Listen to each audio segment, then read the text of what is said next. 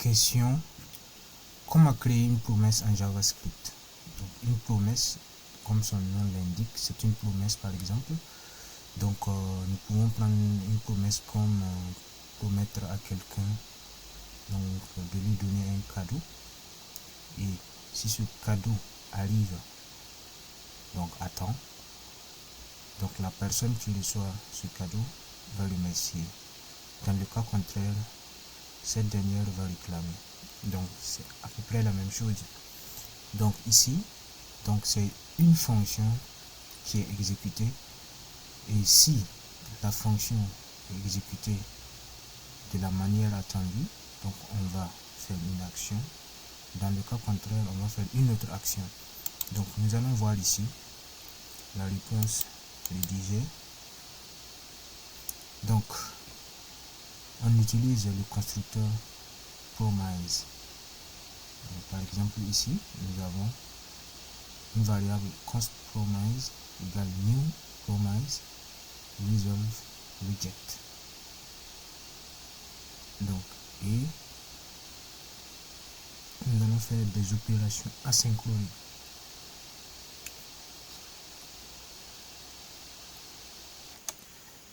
Donc une opération asynchrone,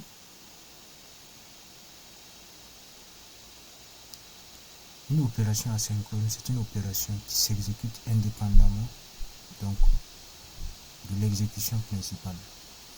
Ça veut dire que l'exécution principale va continuer sans attendre la fin de l'opération asynchrone.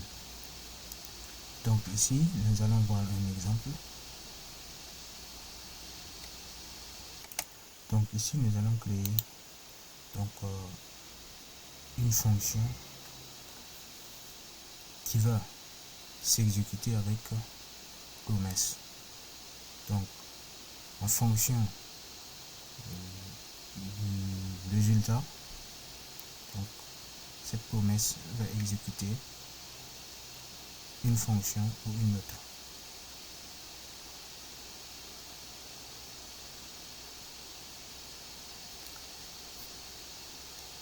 Donc ici nous allons créer une fonction contenant une promesse en fonction du retour donc de notre fonction asynchrone ici.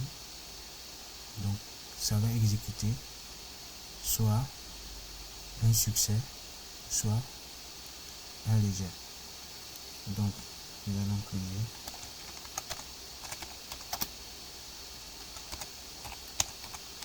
nous allons simuler une fonction asynchrone.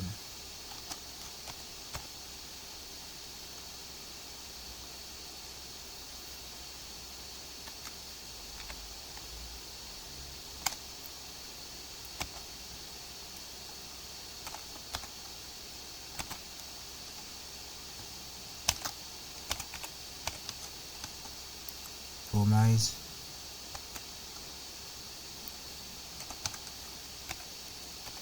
resolve reject.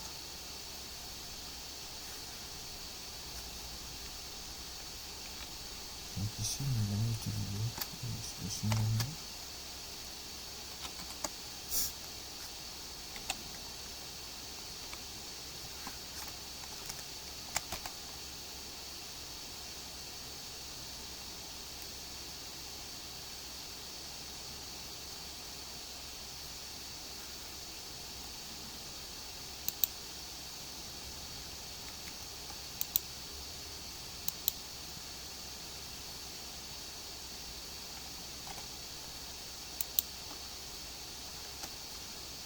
Voilà.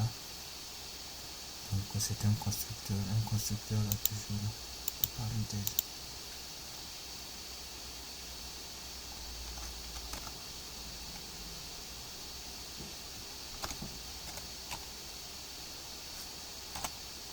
Donc nous allons utiliser ce timeout ici pour simuler donc l'attente de la réponse.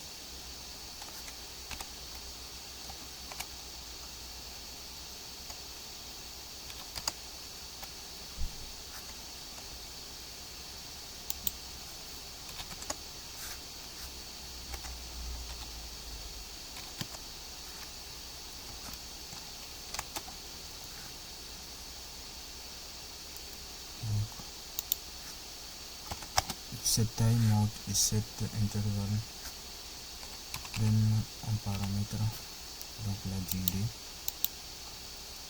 donc de l'attente ou la répétition pour cet intervalle.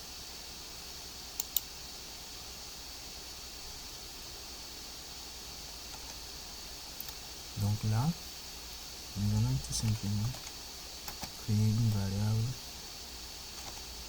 donc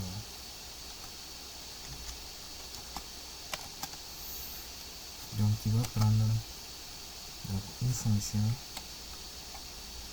donc asynchrone. Donc ici nous allons utiliser random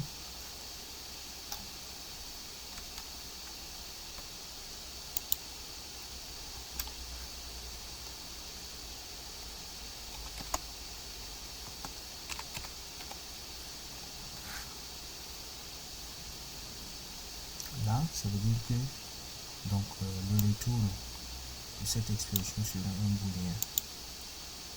Donc ça veut dire que ce que la fonction random va retourner, ce soit supérieur ou inférieur ou égal à 0,5. Au cas où c'est supérieur, donc c'est true que success va prendre. Au cas où c'est égal ou inférieur, donc ça va être false. Et en fonction donc du true ou false, nous allons l'exécuter soit resolve, soit reject. Donc si c'est succès, c'est resolve.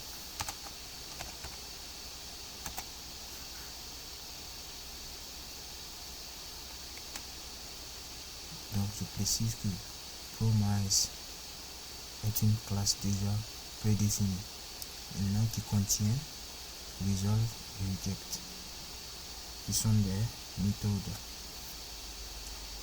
Donc ici, si c'est resolve, nous passons donc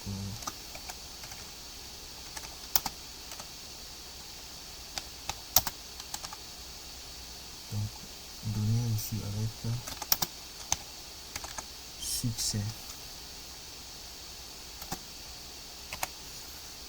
else, donc ça va être reject.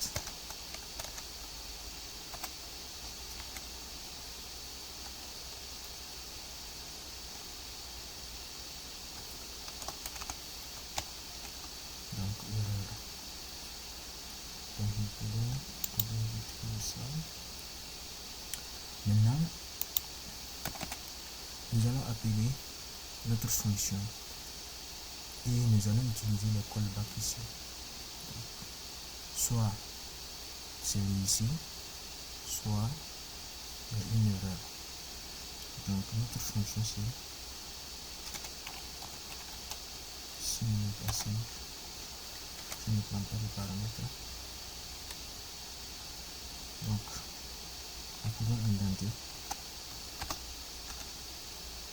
then, donc si c'est exécuté correctement,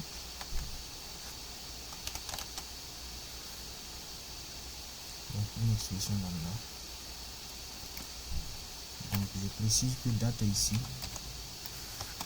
donc c'est en fait ce qui est passé en paramètre ici. Donc c'est parce que nous sommes dans le cas resolve. Donc si c'est then, ça veut dire que nous rentrons dans l'exécution de resolve. Et en paramètre, c'est ce qui est data.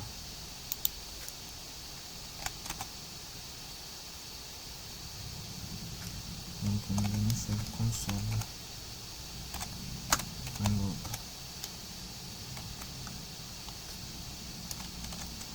data.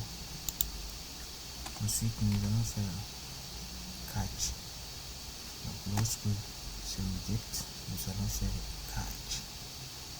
Et nous allons faire donc carré.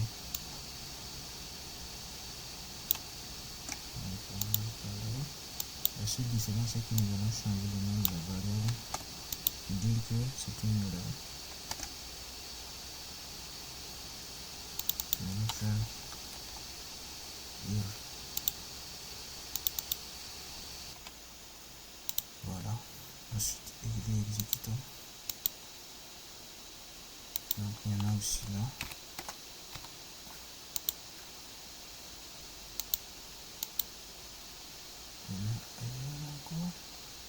Voilà, donc ici, donc c'est l'erreur qui s'affiche pour dire que donc le random a retourné une valeur inférieure ou égale à 0,5.